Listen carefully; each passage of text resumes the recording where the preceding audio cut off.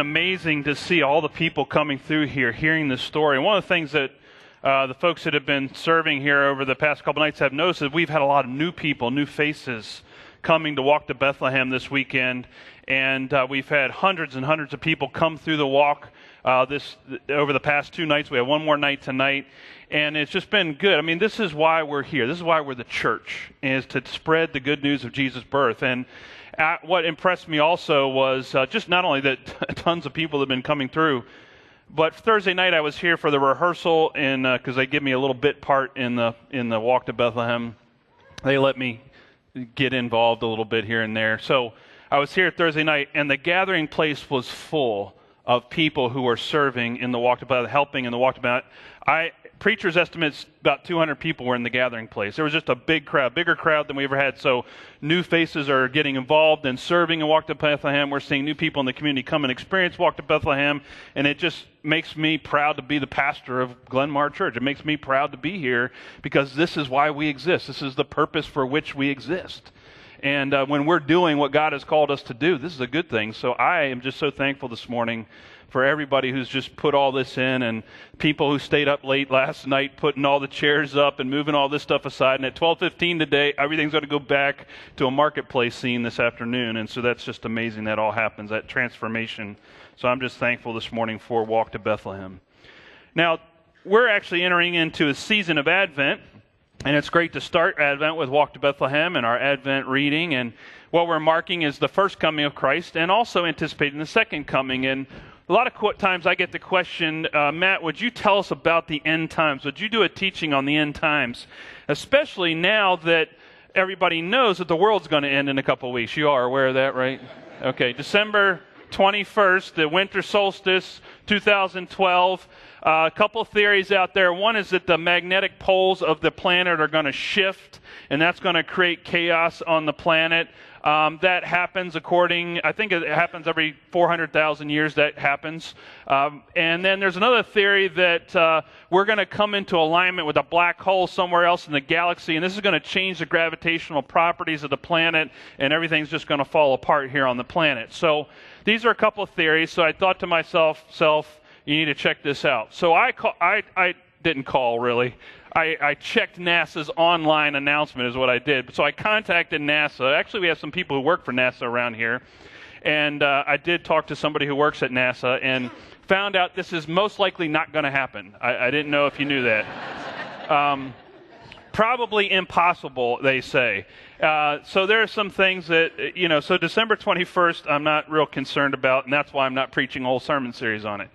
But here's what I boil it down to. Jesus already taught us about this. Jesus already taught about this. And actually in the Gospel of Matthew, Jesus taught us. And he said in Matthew chapter 24, verse 44, he said, "You also must be ready all the time." You hear that? All the time. "For the Son of Man will come when least expected." So I can guarantee you the day that Jesus is not coming back, it's not going to be December 21st, 2012. Why? Because we expect it, right? So Jesus says, we're going to come, this is going to happen when we least expect it. As my father used to tell me, when you least expect it, is what he always would say. So that's so how do you know that? In fact, and the other thing that notice here is that Jesus is teaching, he says, be ready all the time. He said, don't be ready right on the day of. He said, every day is a day to be ready to be living for God. And so if we knew the day, what would we do? What comes in human nature? If I knew the exact day, what would we do? We would procrastinate living for God. Wouldn't we? Because we say, all right, I don't have to do anything until the week before. What are we doing? That's what we do. We procrastinate. Jesus says, it's better not to know the day. Just go live your life for God every day. Don't wait until you know when it's going to happen. Today is the day of salvation. Today is the day to live for God. Today is the day to anticipate and celebrate the birth and the coming of Christ. It's not some date off in the future. And that's what Jesus had to say. So I'm going with Jesus, not with NASA, not with the Mayan calendar, which I never really quite got because, when my calendar ends, I go buy a new calendar. Never really understood that. Okay. So I think the Mayans would have just got a new calendar. That's all I'm saying. So anyway, it's interesting because when Jesus came the first time to Bethlehem, how many people expected it? Not many. In fact, nobody really expected. Maybe, Joseph and Mary got a 9-month head start, you know. The prophets were predicting it, but the people in Bethlehem and Herod and the chief priests and the religious leaders, they didn't see Jesus' coming. They didn't expect it. So Jesus came the first time when we least expected it. Now, it was a dark day. You know, we heard from the Gospel of Matthew this morning. We actually fast-forwarded this Advent season to the coming of the wise men and the time of Herod. And actually, Herod, this is one of the darkest parts of the Gospel and the darkest parts of the story, because Herod actually sends his grunt squad into Bethlehem to get rid of the children in Bethlehem, seeking out to come and to find Christ and to get rid of Christ. Now, why was he doing that? Well, first of all, you have to understand that Herod was not a nice guy. He was not a very good guy. He was a politician, and a corrupt politician at that. He was also a murderer and a killer. And so we look at this gospel lesson and we go, oh, that's terrible. And it was terrible. But he did worse, many, many things that are just as bad or maybe even worse than that. Because in this time that Jesus was born into a very difficult time in our planet, in our planet's history. So one of the things let me give you a little bit better picture of Herod and the birth of Christ. Now, one of the things that Herod did, Herod was actually built a lot of things, and one of the things that he built was this place called the Herodium. I think we've got a picture of the Herodium here this morning. You can see that. And then in that hillside, if you and I were to fly over in a helicopter, in the top of that was a fortress buried in the ground. It was a bunker system. It was a great fortress, and it was built for one purpose and one purpose only, and that was the protection of one man and the pleasure of one man. There was actually entertainment there, luxury items there. There was the Greek games had been brought by Herod to Israel, and that was performed there. But it was a place of luxury, and it was a fortress. It was to protect Herod. He had it built to protect him because he was a very fearful man. He was afraid, a man that was driven by fear. And so he protected himself in this fortress. Now, here's the interesting thing. Oh, the other thing is that he liked to refer to himself. Guess what he liked his title to be? It wasn't Herod the Great, which is what we know him by. His title he liked to be called was King of the Jews. Which makes, who else got called King of the Jews? Jesus, right? In fact, when the wise men come to Herod, what do they say to Herod? They say, we've come to worship the King of the Jews. Well, wait a second. Herod's thinking to himself, if you can imagine him going at that, wait a second, I'm the King of the Jews. You're not here to worship me? You're here to worship this baby in Bethlehem? Whoa. And then he kind of plays it off because of his duplicity and his manipulative skills. He manipulates the wise men to try and get them to come back and report back. You see, he was a fearful man. And if you can imagine, now, this Herodium that you're looking at, this Herodium is 3.1 miles from Bethlehem, the city of David, where Jesus is born. So the people in Bethlehem, in this small town, could look out on the horizon, and what did they see every day of their life? The Herodium. This symbol of power and authority and the Herod, the great king, this place of fortress, of luxury, of wealth. And the people in Bethlehem who were not wealthy or living in luxury could look every day at where Herod lived. And here was the Messiah being born in the town of David. It's like David and Goliath all over again. A baby versus Herod.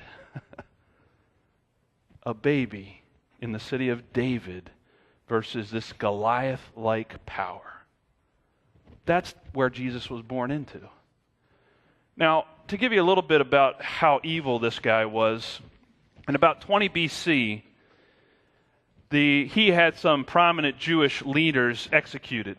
without consent from anybody else, particularly a group of people called the Sanhedrin. It was they were like the judicial council, the Jewish council, the court system of the day. And they determined if somebody broke religious law and then what the punishment would be handed down. So they were really a legal system within the religious community, the Sanhedrin were.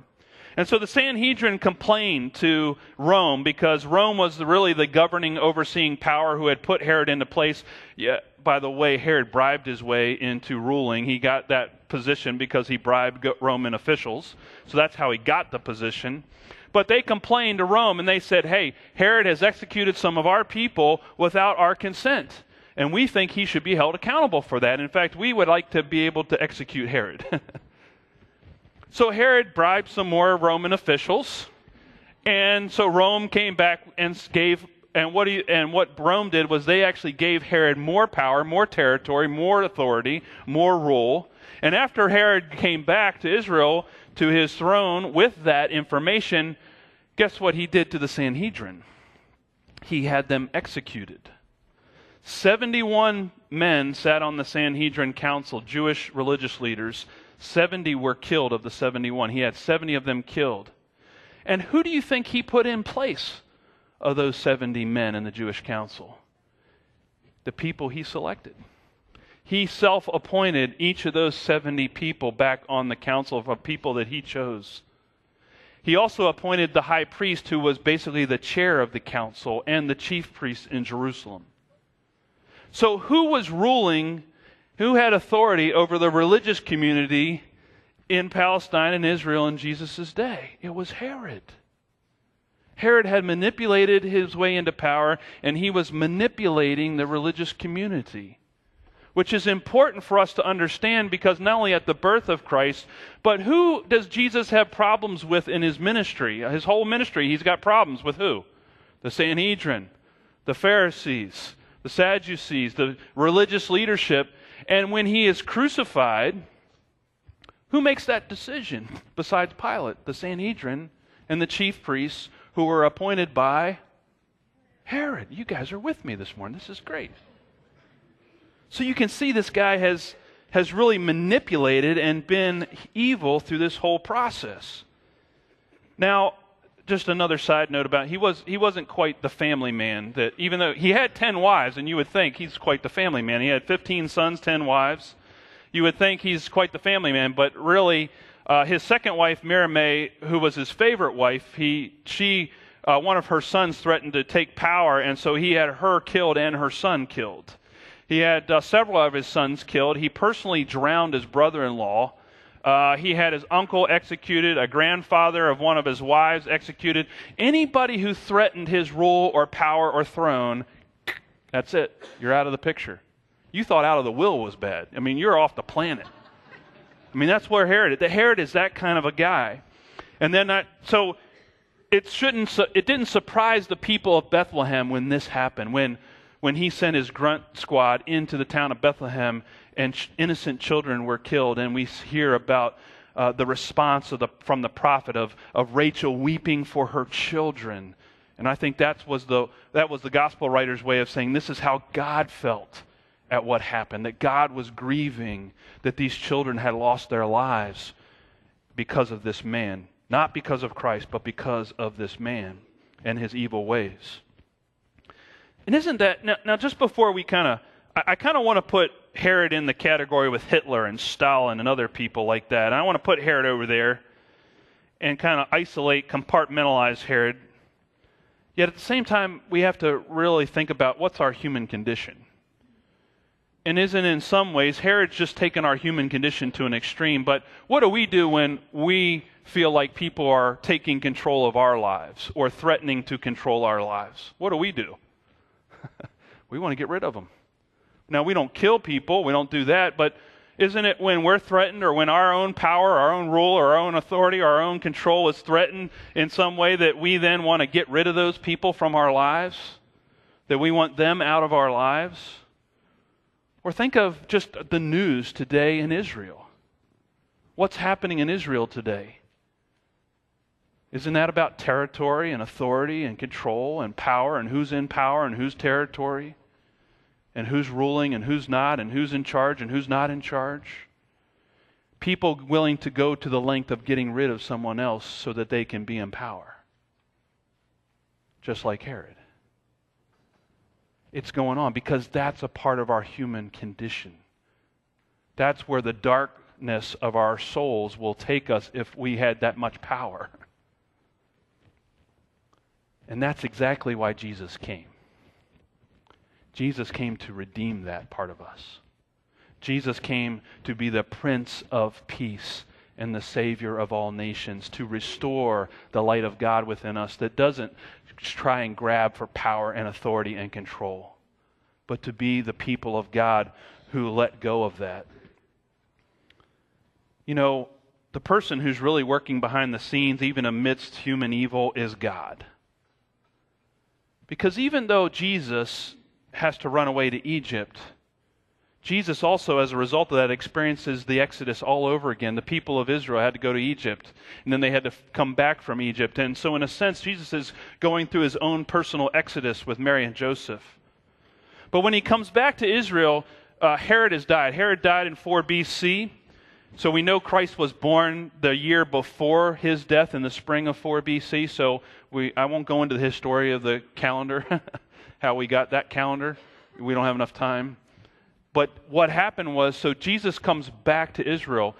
Herod the Great, his son, is ruling in the southern part of Israel, but not in the northern part of Israel. And so when Jesus and his family comes back, they do not come back to Bethlehem, but they go to Galilee, and Jesus grows up in Galilee because of evil.